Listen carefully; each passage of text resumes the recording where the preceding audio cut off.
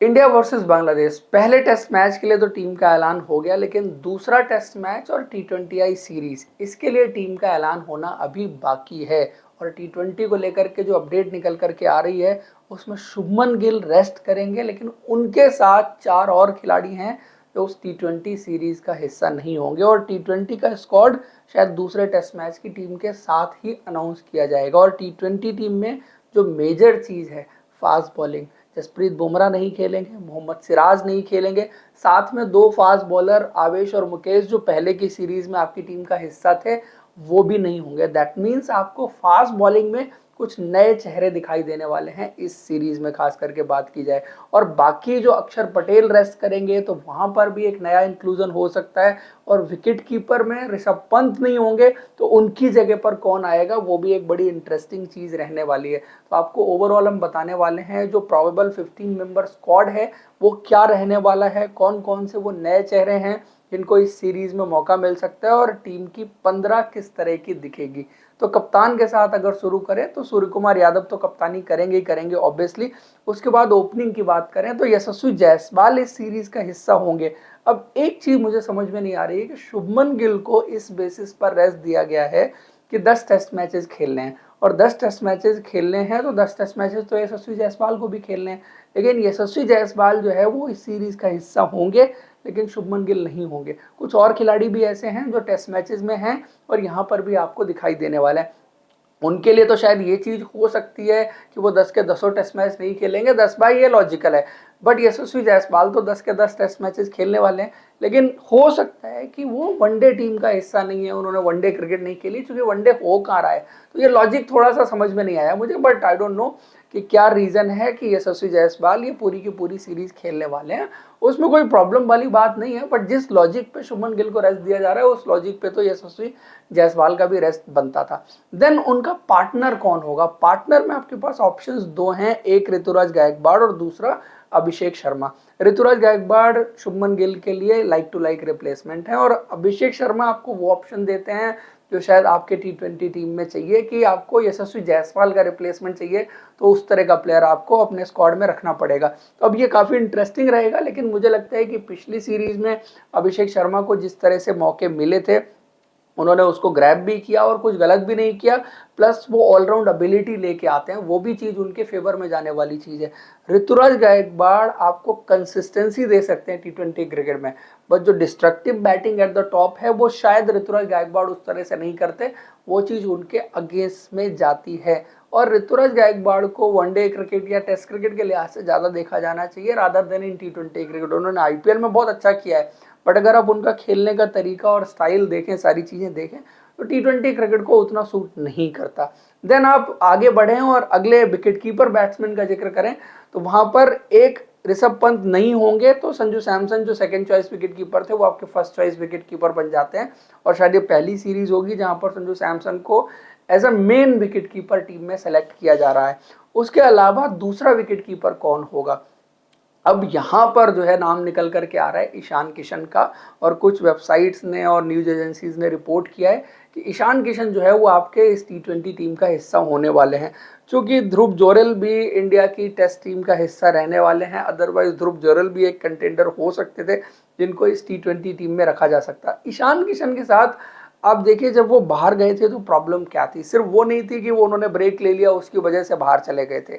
इससे पहले जो इंडिया ऑस्ट्रेलिया की सीरीज हुई थी जब वो खेल रहे थे तो पहले 3 मैचेस खेलने के बाद उनकी जगह जितेश को इसलिए लाया गया था क्योंकि वो बहुत स्लो स्टार्ट कर रहे थे। पहली 20 गेंद 20 रन बनाए और उसके बाद एक्सेलरेट करने की कोशिश करते हैं, कभी कर पाए कभी नहीं कर पाए, तो उससे क्या होता है कि आप तो रन बना लेते हैं बट टीम आपकी पीछे लग जाती है, तो आपके खेलने से टीम हारने लगती है, तो वो फिर ज़्यादा अच्छी चीज़ नहीं है किसी भी खिलाड़ी के लिए।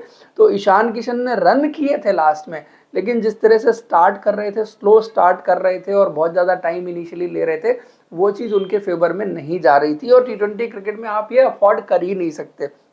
अब क्या वो चीज़ उन्होंने अपने गेम में इम्प्रूव कर ली है। 2 रेड बॉल की सेंचुरीज उनके खाते में जरूर आई हैं, चाहे बुच्ची बाबू में हो चाहे दिलीप ट्रॉफी में हो, लेकिन टी20 क्रिकेट में हाल फिलहाल वो ऐसा कोई कारनामा करके नहीं आए हैं कि जहां पर आप कहें कि नहीं टी20 क्रिकेट में भी एक इम्प्रूव्ड प्लेयर की तरह आ रहे हैं।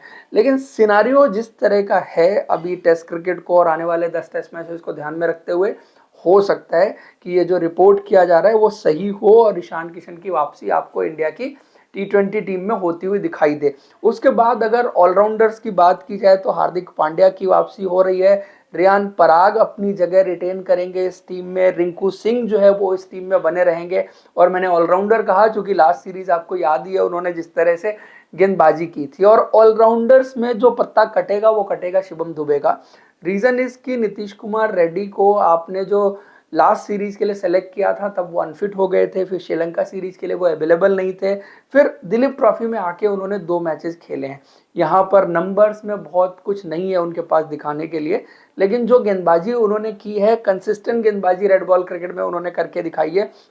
और व्हाइट बॉल क्रिकेट में वो हमेशा से बैटिंग अच्छी करते हैं, आपने उसका नमूना आईपीएल में भी देखा था। तो उनके साथ ये है कि व्हाइट बॉल क्रिकेट में वो बैटिंग अच्छी करते हैं, बॉलिंग उतना कंसिस्टेंट नहीं है। रेड बॉल क्रिकेट में बॉलिंग कंसिस्टेंट करते हैं, बैटिंग में उतना कंसिस्टेंसी नहीं है। तो ये एस्पेक्ट है उनके गेम में जो उनको इम्प्रूव करना है, आगे अगर बेहतर प्लेयर बनना है और इंडिया के लिए खेलना है। लेकिन इस सीरीज में उनको मौका मिलेगा। देन स्पिनर्स की बात करें तो स्पिन डिपार्टमेंट में आपको कुछ सरप्राइज देखने को मिल सकता है। अक्षर पटेल स्पिन लाइनअप का हिस्सा नहीं होंगे। तो एक तो वॉशिंगटन सुंदर आपके स्पिनर होने वाले हैं, दूसरे रवि बिश्नोई आपके स्पिनर होने वाले हैं। तो 2 ये मेन स्पिनर हो गए। अब अक्षर पटेल की जगह जो इंक्लूजन होने वाला है वो है मानव सुतार का। जिस तरह उन्होंने दिलीप ट्रॉफी में प्रदर्शन किया और बाकी हाल फिलहाल की क्रिकेट जैसी गई है, अब उनको रेड बॉल क्रिकेट से सीधा T20 क्रिकेट में लेके आना मुझे पर्सनली समझ में नहीं आता। बिकॉज अगर आप उनका T20 क्रिकेट देखें, पिछले साल राजस्थान प्रीमियर लीग में वो खेले थे, उसके अलावा सैयद मुश्ताक अली कुछ खास खेले नहीं है, ना T20 के उनके कोई खास नंबर्स हैं। और T20 क्रिकेट में आपको चाहिए थोड़ा सा स्ट्रीट स्मार्टनेस, वो वेरिएशंस, वो सारी चीज़ें अभी मुझे लगता है कि मानव सुतार तैयार नहीं है। रेड बॉल क्रिकेट में जो क्लासिकल लेफ्ट आर्म स्पिन गेंदबाजी वो करते हैं वो बहुत हाई क्वालिटी गेंदबाजी करते हैं, बट T20 क्रिकेट में शायद ये चीज़ें बहुत ज़्यादा चलती नहीं है। बिकॉज जिस तरह के विकेट्स पर आप खेलते हैं, आप यहाँ पर अगर बल्लेबाज को हवा देंगे और फ्लैटेस्ट ऑफ डेक पर बल्लेबाज गेंद को बाहर ही मारेगा। अगर विकेट में हेल्प हो तो फिर इस तरह के गेंदबाजों का कद बहुत बड़ा हो जाता है। जैसे आपने वेस्ट इंडीज में देखा कि इंडियन स्पिनर्स ने किस तरह डोमिनेट किया वहां पर। लेकिन चूंकि विकेट T20 क्रिकेट में जिस तरह के बनाए जाते हैं जहां पर स्पिनर्स को कोई मदद होती नहीं है, सो इन दैट केस अगर आप बहुत ज़्यादा हवा देते हैं गेंद को फ्लैटेस्ट ऑफ डेक पर तो फिर आपके लिए कहीं ना कहीं मुश्किल हो सकती है। लेकिन इनके पास वो काबिलियत है कि विकेट पर डिपेंडेंट ना रहें, हवा में भी बल्लेबाजों को लटकाने की काबिलियत है। लेट्स सी कैसा करते हैं, ये एक क्यूरियस केस जरूर रहेगा मेरे लिए। लेकिन मुझे पर्सनली ऐसा लगता था कि अभी मानव सुतार T20 क्रिकेट के लिए तैयार नहीं है, लेकिन खबर ये है कि उनका इंक्लूजन जो है वो इस T20 टीम में हो सकता है। उसके अलावा अगर बात की जाए फास्ट बॉलिंग की, फास्ट बॉलिंग में एक तो अर्शदीप सिंह आपके T20 क्रिकेट में श्योरिटी हैं, बाकी और कोई नाम आपको नजर नहीं आता क्योंकि बाकी जितने भी इससे पहले खेल रहे थे आपने सब पोच दिया है और सबको बाहर कर दिया है। अब नए इंक्लूजन होंगे। खलील अहमद को लास्ट T20 सीरीज में आपने सेलेक्ट किया था और कुछ गेंदबाजी भी कराई थी, बहुत इंप्रेसिव तो नहीं रहे बट ठीक ठाक गेंदबाजी वो करके गए थे। अब दिलीप ट्रॉफी में जिस तरह उन्होंने प्रदर्शन किया, विकेट्स निकाले, अच्छे दिखे हैं, लोग तो यहाँ कहने लगते हैं कि यार रेड बॉल क्रिकेट में सेलेक्ट कर लो। But I think he is a white ball bowler जिसको आप वनडे क्रिकेट या T20 क्रिकेट में खिला सकते हैं, जिसका आइडिया भी उनको बहुत है। आप उनके नंबर्स अगर फर्स्ट क्लास क्रिकेट में देखेंगे तो उतने अच्छे नहीं हैं, वहाँ अभी भी उनके लिए बहुत स्कोप ऑफ इम्प्रूवमेंट है और सीख रहे हैं, इम्प्रूव कर रहे हैं। अपने दिलीप ट्रॉफी में ही देखा कि पहले मैच से दूसरे मैच में जाते जाते क्या इम्प्रूवमेंट देखने को मिली।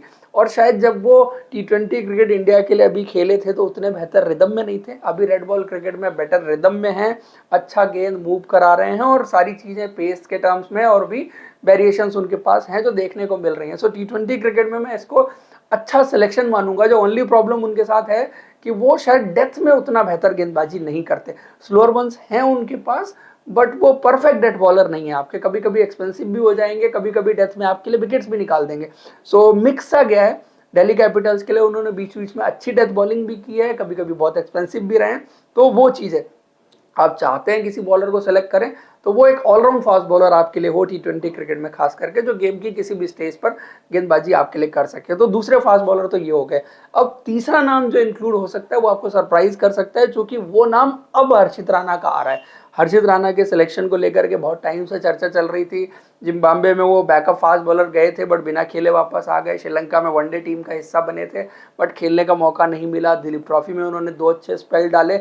अब रेड बॉल क्रिकेट में उनको सेलेक्ट नहीं किया गया, लेकिन टी20 क्रिकेट में उनके सिलेक्शन को लेकर के बात चल रही है। शायद आइडिया ये हो सकता है कि यहाँ पर पहले इनिशियली उनको मौका दिया जाए इंटरनेशनल लेवल पर, और देखा जाए कि वो कैसा करते हैं, फिर उनका सिलेक्शन में भी न्यूजीलैंड की सीरीज में आप कर सकते हैं। बिकॉज इंडिया को ऑस्ट्रेलिया जाने के टाइम एक और फास्ट बॉलर तो चाहिए होगा। अभी आपको 4 फास्ट बॉलर नजर आ रहे हैं जिनको आपने सेलेक्ट कर लिया है इस बांग्लादेश की सीरीज में, जिसमें जसप्रीत बुमराह हैं, हर्षदीप हैं, सिराज हैं और एक यश दयाल हैं। उसके अलावा मोहम्मद शमी की वापसी हो जाएगी तो 5 में वो हो जाएंगे। बट एक और फास्ट बॉलर आप ऑस्ट्रेलिया के लिए जरूर रखना चाहेंगे, जो मेरे हिसाब से अभी के सिनारियो में देख के हर्षित राणा ही बनते हैं। तो टी20 सीरीज आप उनको खिला के इनिशियली इंटरनेशनल क्रिकेट का टेस्ट देना चाहते होंगे, और उसके बाद आप उनको टेस्ट क्रिकेट में भी लेके आना चाहेंगे। Because he is not limited to a format कि आप उनको सिर्फ टी20 क्रिकेट ही खिलाएं, आप उनको टेस्ट नहीं खिला सकते, क्योंकि ये वो गेंदबाज है जो टी20 में भी आईपीएल में बहुत ज़बरदस्त गेंदबाजी करके गया, विद इस वेरिएशन, विद इस पेस, और जो कैरेक्टर उन्होंने खास करके दिखाया क्रूशल जंक्शन पर विकेट निकाले केकेआर के लिए। प्लस रेड बॉल क्रिकेट में जो उनका फायरी स्पेल आपने पहले दिलीप ट्रॉफी के राउंड के मैच में देखा था, तो वो सारी काबिलियत उनके पास है जिनको आप टी20 भी खिला सकते हैं, टेस्ट भी खिला सकते हैं, वनडे भी खिला सकते हैं। और बैटिंग में जो छक्के लगाने की काबिलियत है वो आपको दिखाई चुके हैं। जितनी इनिंग में उनकी बल्लेबाजी आई है, एक गेंद कम से कम उन्होंने ग्राउंड के बाहर जरूर मारी है। So he is kind of power hitter, जो बल्ला तो अच्छा भांजते हैं, जो हमारी टेल शायद नहीं करती कि जरूरत पड़ने पर आपको 6 गेंद में 12 रन चाहिए तो बनाने का भरोसा आप रख पाए, वो नहीं कर पाती हमारी टेल। लेकिन इनके पास वो काबिलियत है जो काम कर सकते हैं। तो दोस्तों ये कुछ प्रोबेबल मेंबर्स हैं जो आपको इस टीम में दिखने वाले हैं। कि आपको क्या लगता है कौन मिस आउट कर गया और कौन इंक्लूड हो सकता है, कमेंट करके जरूर बताइए। वीडियो और इन्फॉर्मेशन अच्छी लगी है तो लाइक और हमारे चैनल को सब्सक्राइब जरूर करें। Thank you.